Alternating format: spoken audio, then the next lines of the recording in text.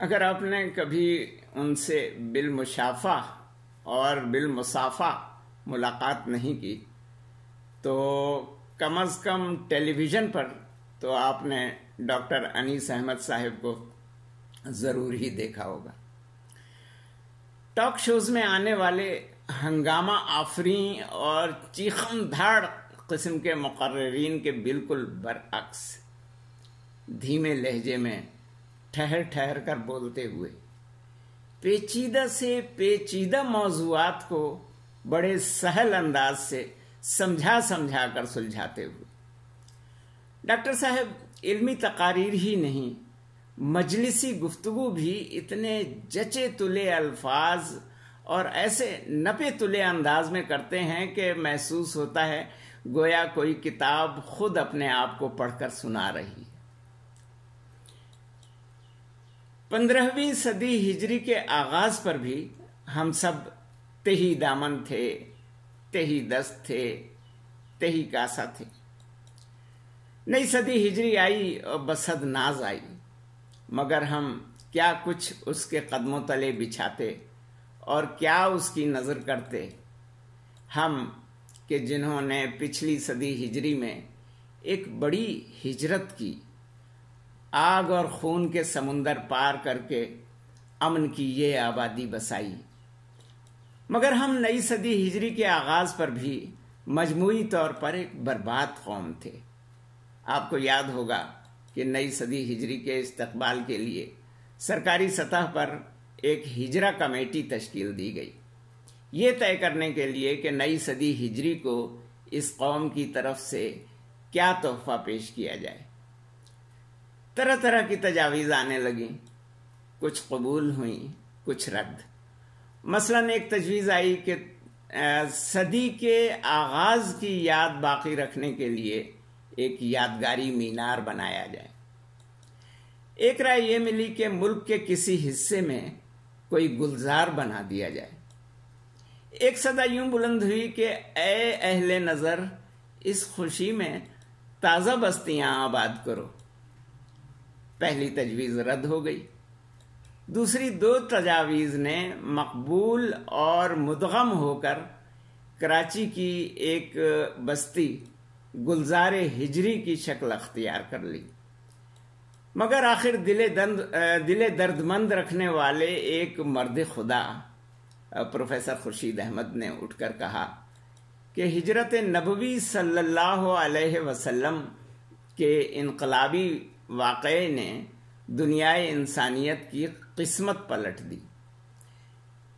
جہالت اور جاہلیت کی تاریکیوں میں بھٹکتی ہوئی انسانیت کے ہاتھ میں علم کی مشعل تھما دی، تو کیوں نہ ہم بھی اسی علم کے نور کی ایک بستی بسا دیں۔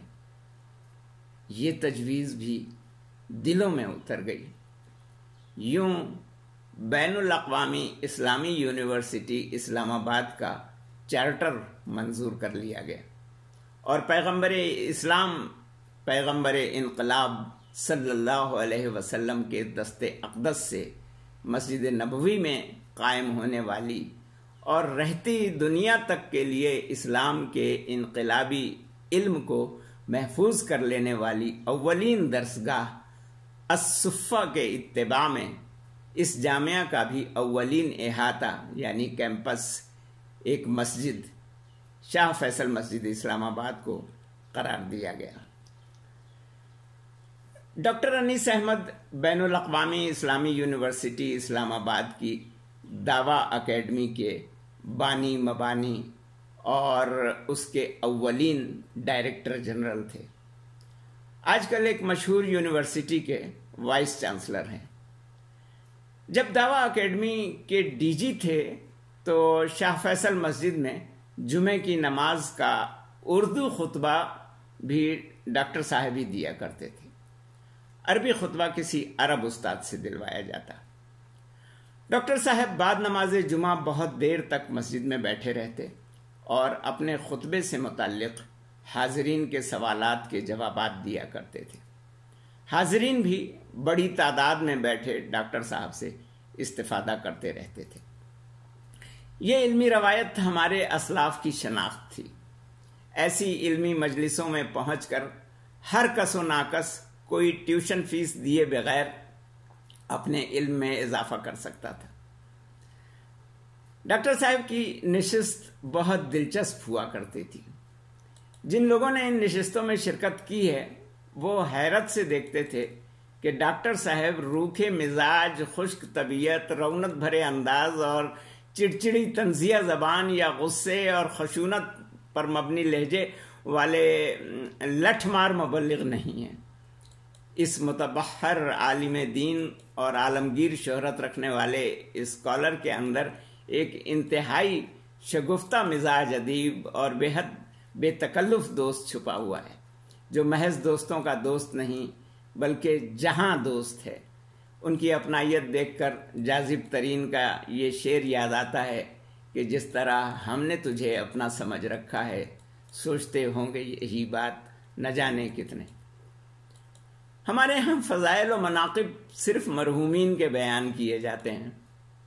ایک بار ہم نے جناب اطہر ہاشمی مرحوم، اب مرحوم ہو گئے، ان کی بزلہ سنجیوں اور خوش گفتاریوں اور مزاح نگاریوں پر ایک کالم لکھ مارا تو اطہر ہاشمی صاحب کا جھلایا ہوا فون آیا، ارے بھائی یہ تم نے کیا لکھ دیا ہے؟ صبح سے گھر پر تعزیتی فون آ رہے ہیں، لوگ بے یقینی سے پوچھ رہے ہیں کہ کیا آپ واقعی زندہ ہیں؟ ہم نے عرض کیا کہ کسی کے مرنے کے بعد کچھ لکھا تو کیا لکھا؟ جب ہم خود کسی مرحوم کی خوبیاں پڑھتے ہیں تو ہاتھ مل کر رہ جاتے ہیں کہ کاش ہمیں مرحوم کی زندگی ہی میں ان خوبیوں کا پتہ چل جاتا کہ ایسی چنگاری بھی یا رب اپنے خاکستر میں تھی، تو اس سے ہم بھی اپنا دل تاپ لیتے۔ کہنے لگے کہ ہاں ٹھیک کہتے ہو، جب نہیں رہ گیا میں تو میرے لیے کوئی رویا تو کیا اور نہ رویا تو کیا۔ آج جو ہمیں بیٹھے بٹھائے ڈاکٹر صاحب کی یاد آئی تو اسی سبب سے یاد آئی کہ ان کے کھلائے ہوئے وہ دلچسپ شگوفے بھی آج ہی یاد آئے۔ تو ہم نے دونوں قصے آپ کو سنانے کی ٹھان لی، مگر احتیاطاً پہلے اطہر ہاشمی صاحب والا قصہ سنانا پڑا۔ یہ قصہ اس لیے سنا دیا کہ خدا رہا ڈاکٹر صاحب کو فون کر کر کے ان سے تعزیت نہ شروع کر دیجیے گا۔ اللہ ان کا سایہ ہمارے سروں پر سلامت رکھے۔ البتہ اگر آپ فون کرنا ضروری سمجھیں تو فون پر آپ ان کو موجودہ کیلنڈر کے حساب سے تقریباً 1,36,986 برس تک جینے کی دعا ضرور دے سکتے ہیں۔ دعا کے الفاظ یہ ہوں گے کہ تم سلامت رہو 1000 برس، ہر برس کے ہوں دن 50,000۔ ہمارے موجودہ نظام تعلیم کی بابت اکثر کہا جاتا ہے کہ اس سے نہ خدا ہی ملا نہ وصال صنم، مگر ایک روز ڈاکٹر انیس احمد صاحب نے ایک بہت دلچسپ فقرہ کہا۔ ڈاکٹر صاحب نے فرمایا کہ موجودہ نظام تعلیم نے ہمیں صرف جمعے کا مسلمان دیا ہے، جو ہفتہ بھر تو اسلام سے بیگانہ رہتا ہے مگر جمعے کو ٹوپی اوڑھ کر اور کرتا پاجامہ یا قمیض شلوار پہن کر مسلمان ہو جاتا ہے۔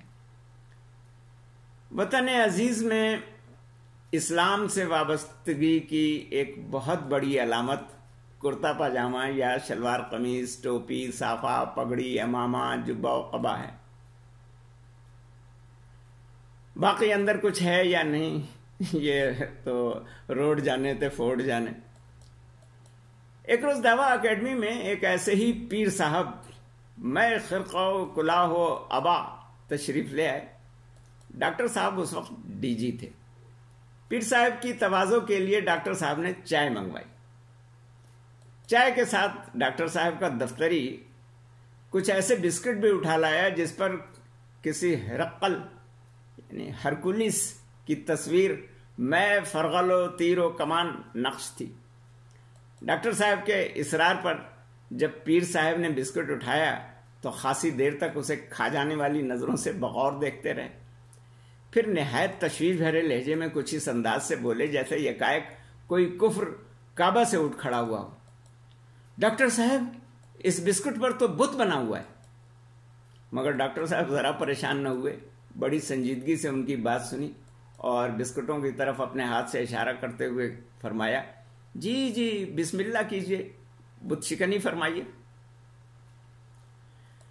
ڈاکٹر صاحب بت شکنی تو خود بھی فرماتے ہیں اور دوسروں سے بھی فرمواتے ہیں، مگر دل شکنی نہیں فرماتے۔